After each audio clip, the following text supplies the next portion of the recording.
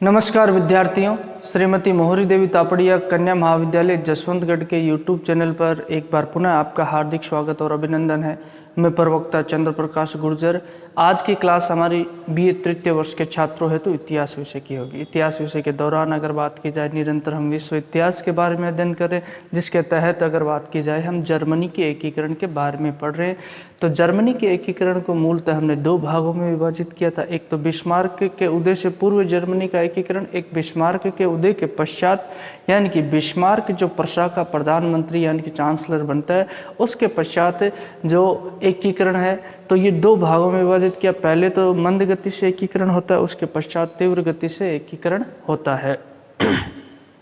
यानी कि 1862 ईस्वी में बिस्मार्क क्या बनता है, जो चांसलर बनता है। 1862 ईस्वी पूर्व से जो पहले जो बात की जाए जर्मनी का एकीकरण, और 1862 ईस्वी के पश्चात जर्मनी का एकीकरण,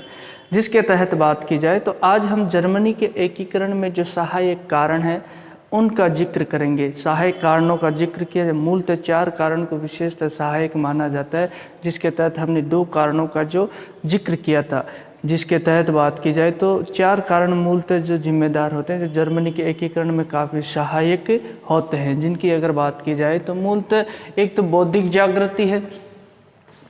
बौद्धिक जागृति, आर्थिक क्षेत्र में सहयोग, 1848 ईस्वी की जो फ्रांस की क्रांति होती है उसका प्रभाव, और जर्मनी में औद्योगिक विकास। बौद्धिक जागृति के तहत हमने पिछली क्लास में पढ़ा किस तरीके से जर्मनी के बात की जाए, वहाँ के इतिहासकार है, साहित्यकार है, कवि है, दार्शनिक है, उनके द्वारा जो अपने विचारों से, अपनी विचारधारा से किस तरीके से वहाँ की जनता को प्रभावित किया जाता है, और उनमें जो राष्ट्रीयता की भावना को जो जागृत किया जाता है, उन चीज़ों के बारे में उनके द्वारा अपनी रचनाओं के माध्यम से, कविताओं के माध्यम से और अपने विचारों के माध्यम से जनता को किस तरीके से जो जागरूक किया जाता है, उनके अंदर जो राष्ट्रीयता की भावना को भरा जाता है। ये काफ़ी जो बौद्धिक जागृति है, काफ़ी जो अगर बात की जाए जो काफ़ी हद तक जो जर्मनी के एकीकरण में सहायक होती है, उसका जिक्र हमने पिछली क्लास में किया था। उसके अलावा जो आर्थिक क्षेत्र में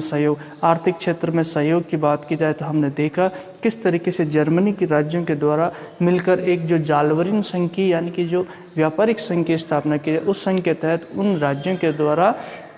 जो पहले अगर बात की जाए तो पहले तो उनमें जो अलग अलग जो राज्यों के द्वारा अलग अलग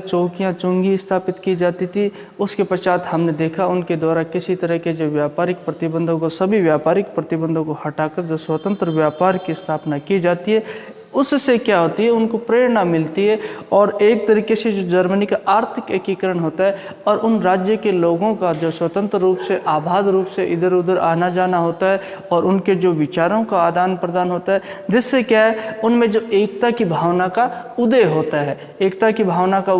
राष्ट्रीयता की भावना की जागृति होती है। तो वह भी मूलतः जो अगर बात की जाए जर्मनी के एकीकरण में काफ़ी सहायक होता है, ये कारण भी। उसके तहत जो आज हम चर्चा करने वाले, एक तो 1848 ईस्वी की जो क्रांति, फ्रांस में जो पुनः क्रांति होती, शुरुआत तो 1789 में होती,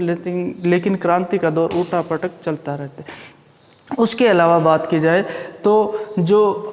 जर्मनी में औद्योगिक विकास होता है, वह भी जर्मनी के एकीकरण में जो प्रत्यक्ष अप्रत्यक्ष रूप से काफ़ी सहायक होता है। इन दोनों का हम जिक्र करेंगे। तो 1848 ईस्वी की जो फ्रांस की क्रांति की अगर बात की जाए, जैसा कि हमने देखा कि निरंकुश सत्ता के विरुद्ध जो हमने देखा लुई 16वें को किस तरीके से फ्रांस की जनता के द्वारा जो 1789 क्रांति के दौरान जो फांसी पर चढ़ा, उसके पश्चात भी ये क्रांतिकारी विचारों का दमन नहीं होता है फ्रांस में। जो कुछ समय के पश्चात हमने देखा किस तरीके से जो नेपोलियन बोनापार्ट के हाथ में सत्ता आती है, और फिर अगर और आगे धीरे धीरे हमने देखा फ्रांस में ये क्रांतिकारी विचारों का पुनरुत्थान होता रहता है, और ये उठाफटक देखने को मिलती। तो 1848 ईस्वी की जो क्रांति फ्रांस में होती है, उससे प्रेरणा ली जाती है जर्मनी के राज्यों के द्वारा। जर्मनी जो 300 छोटे छोटे राज्यों में विभाजित था, अब उनके द्वारा वहाँ की जनता के मन में भी यह जो प्रेरणा लेकर कि ऐसे हमारा भी कोई एक संगठन होना चाहिए, हमारा भी एक संगठित राज्य होना चाहिए, नहीं कि ये छोटे छोटे टुकड़ों में जो विभाजित राज्य होना चाहिए। उससे प्रेरणा लेते हुए वहाँ की जनता के द्वारा जो क्या किया, जर्मनी के राज्यों में जो निरंकुश शासक थे उनके विरुद्ध क्या कर दिया जाता है, विद्रोह कर दिया जाता है, उन निरंकुश शासकों को जो भगा दिया जाता है। उसी दौरान एक घटना और घटित होती है जो मैटरनिक है, उसका हमें देखने को मिलता है कि 1848 ईस्वी के दौरान ही उसका पलायन हो जाता है। कहाँ से? ऑस्ट्रिया का जो प्रधानमंत्री है, और ऑस्ट्रिया जो बात की जाए सबसे बड़ी बाधा होती है इटली और जर्मनी के एकीकरण में। ऑस्ट्रिया का जो प्रधानमंत्री चांसलर मेटरनिक होता है, ये घोर प्रतिक्रियावादी होता है, क्रांतिकारी विचारों के हमेशा क्या होता है, जो विरोधी होता है, पूर्णतः विरोधी होता है, और क्रांतिकारी विचारों का और क्रांति का जो दमन करने का जो उसके द्वारा जो बेहतर प्रयास किया जाता है, और जर्मनी में और इटली में उसके द्वारा खूब दमन किया जाता है। तो ये मेटरनिक को क्या होता है, ऐसी परिस्थितियां पैदा हो जाती है कि उसको ऑस्ट्रिया छोड़कर भागना पड़ता है। जैसे ही इस बात का पता चलता है तो उसी दौरान जो जर्मनी के छोटे छोटे राज्यों में जो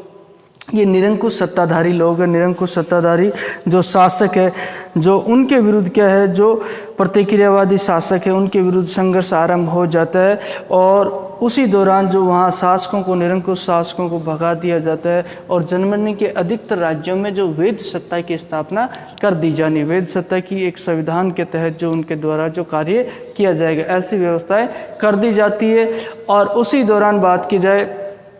तो जर्मनी के विभिन्न क्षेत्रों में विद्रोह में देखने को मिलते हैं, और उन शासकों को भगाकर यहाँ जो वैध सत्ता स्थापित। अब जर्मनी के जो छोटे छोटे राज्य, उनके प्रतिनिधियों के द्वारा एक प्रयास किया जाता है जर्मनी को संगठित करने का। उसी प्रयास के तहत उनके द्वारा क्या किया जाता है, जो उनके द्वारा जो एक राष्ट्रीय संसद आमंत्रित की जाती है, राष्ट्रीय संसद आमंत्रित की जाती है, जिसके तहत उनके द्वारा एक अधिवेशन बुलाया जाता है और जर्मनी के एकीकरण के लिए प्रयास किया। उससे पूर्व मैं बताऊं आपको कि जब उनके द्वारा जो ये घटनाएं घटित होती है, फ्रांस की क्रांति और उसका मेटरनिक का पलायन होता, तो उसी दौरान प्रशा का शासक जो फ्रेडरिक चतुर्थ है, उसके विरुद्ध भी विद्रोह देखने को मिलता है। उसको भी जो मजबूरी में जो उदार संविधान को स्वीकार करना पड़ता है जनता के दबाव के कारण, कि एक इसी तरीके से कॉन्स्टिट्यूशन के तहत जो क्या होगा, शासन होगा, कुछ समय के लिए उसको ये बात की जाए संविधान स्वीकार करना पड़ता है प्रशा के शासक फ्रेडरिक चतुर्थ को।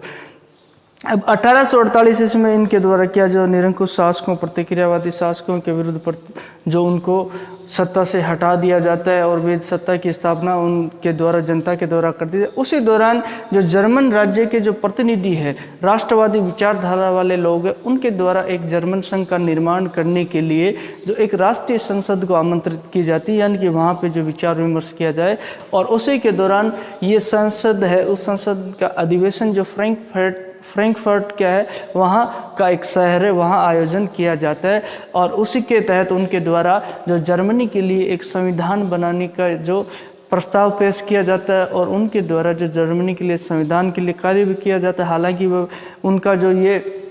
बात की जाए, ये योजना सफल नहीं हो पाती है, वो बात अलग होती है, लेकिन उनके द्वारा ये प्रयास किया जाता है और एक संविधान निर्माण का जो कार्य शुरू कर दिया जाता है। उसके तहत उनके द्वारा ये बात भी सर्वमत से जो पारित कर दी जा सकती है कि प्रशा का जो शासक होगा कौन है, प्रशा का शासक जो फ्रेडरिक चतुर्थ है, उसको वहाँ बात की जाए जर्मन संघ का क्या कर लिया जाता है, सम्राट स्वीकार कर लिया जाता है। अब जर्मन सम्राट का स्वीकार कर लिया जाता है जो जर्मन संघ है, यानी जर्मनी के छोटे छोटे, लेकिन यहाँ जो बड़ी अड़चन पैदा कर दी जाती है ऑस्ट्रिया के द्वारा। ऑस्ट्रिया तो मैंने वैसे भी बताया, तो वो क्या होता है,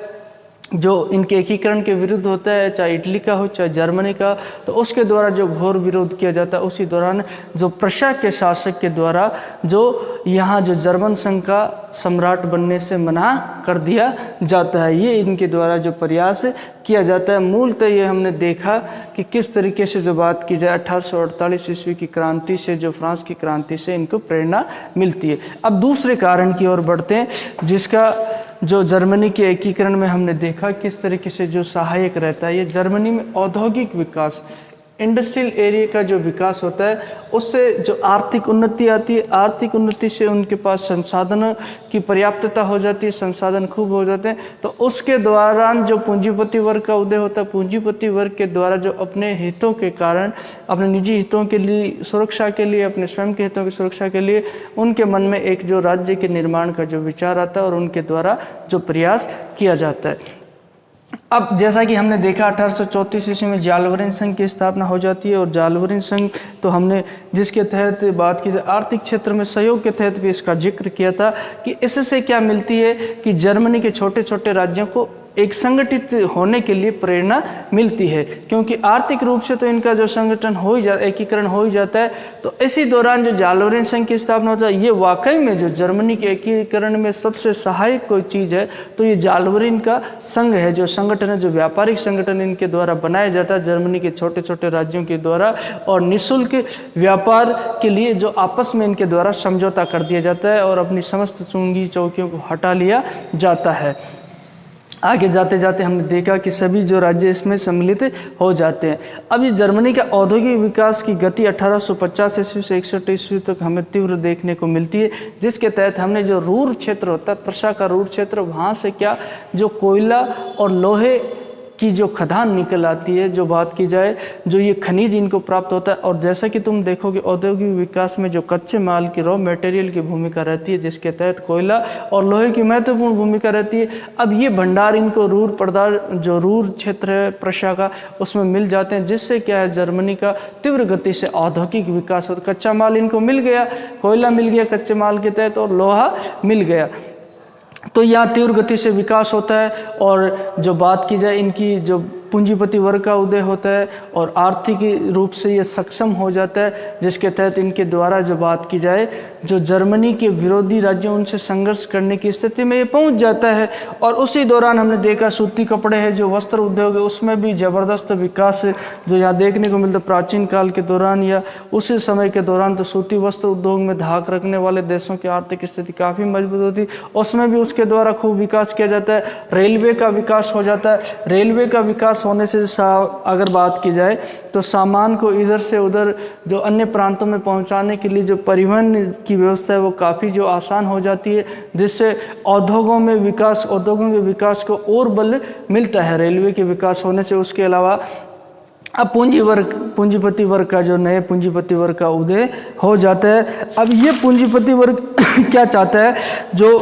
राजनीति में भागीदारी चाहता है, ये चाहता है कि जो राजनीति में भागीदारी मिले इनको, और इसके लिए इसके द्वारा क्या किया जाता है, संयुक्त जर्मनी संघ के निर्माण का प्रयास किया जाए। इन पूंजीपति वर्ग के द्वारा जो पैसा भी लगाया जाता है, इससे क्या होता है जर्मनी के एकीकरण का मार्ग प्रशस्त होता है। और उसी दौरान हमने देखा 1861 ईस्वी में जो इसकी मृत्यु हो जाती है फ्रेडरिक चतुर्थ की, प्रशा का सम्राट, इसकी मृत्यु हो जाती है। इसकी मृत्यु होने के पश्चात इसका भाई सिंहासन पर बैठता है, विलियम प्रथम, और ये वाकई में काफ़ी दृढ़ इच्छा शक्ति वाला व्यक्ति होता है। और इसके द्वारा जो सिंहासन पर बैठते हैं, जो प्रशा के नेतृत्व में जो जर्मनी के एकीकरण के लिए जो प्रयास तेज कर दिए जाते हैं, और ये प्रशा के नेतृत्व में जर्मनी का एकीकरण चाहता था। और उसी दौरान 1862 ईस्वी में बिस्मार्क जैसे जो एक राजनीतिज्ञ का सहयोग भी से मिल जाता है और बिस्मार्क को ये अपना प्रधानमंत्री बना लेता है। और यहीं से जो बात की जाए जर्मनी के एकीकरण की गति क्या हो जाती है, तीव्र हो जाती है। तो विद्यार्थियों, आज जर्मनी के एकीकरण में जो सहायक कारणों के बारे में हमने जिक्र किया, जिसके तहत बौद्धिक जागृति, उसके अलावा आर्थिक क्षेत्र में सहयोग और 1848 ईस्वी की फ्रांस की क्रांति और जर्मनी में औद्योगिक विकास किस तरीके से जो जर्मनी के एकीकरण में और जर्मनी में जो राष्ट्रीयता की भावना के प्रसार के लिए जो क्या होते सहायक होते। मूलतः बात की जाए दो कारणों को हमने पहले जिक्र किया था पिछली क्लास में। आज की क्लास में हमने जो फ्रांस की क्रांति किस तरीके से सहायक होती है उससे प्रेरणा लेकर जो जर्मनी के छोटे छोटे राज्यों में भी वहाँ के निरंकुश शासकों के विरुद्ध जो विद्रोह करते हुए जो वैध राजसत्ता की स्थापना कर दी जाती है और वहाँ के लोगों के द्वारा जो एक जर्मन राज्यों का संघ बनाने का प्रयास उनके द्वारा किया जाए, किस तरीके से जो हमने देखा संसद का सत्र आहूत किया जाता है और फ्रैंकफर्ट जो शहर में, और उनके द्वारा जो संविधान निर्माण करने का प्रयास किया जाता है, प्रशा के सम्राट को अपना शासक जो उनके द्वारा घोषित किया। हालांकि ऑस्ट्रिया के हस्तक्षेप के कारण वह योजना उनकी सफल नहीं हो पाती। और उसी तरीके से जर्मनी में जो औद्योगिक विकास के दौरान हमने देखा किस तरीके औद्योगिक विकास में गति आने के पश्चात, जो अगर बात की जाए गति आने के पश्चात जो आर्थिक रूप से ये राज्य समर्थ हो जाते, सक्षम हो जाते और उनके द्वारा जर्मनी के विरोधी जो ताकतें होती हैं उनसे संघर्ष करने के लिए वह समर्थ हो जाते हैं। और इस तरीके से जो पूंजीपति वर्ग का उदय होता है और उनके द्वारा जो राजनीति में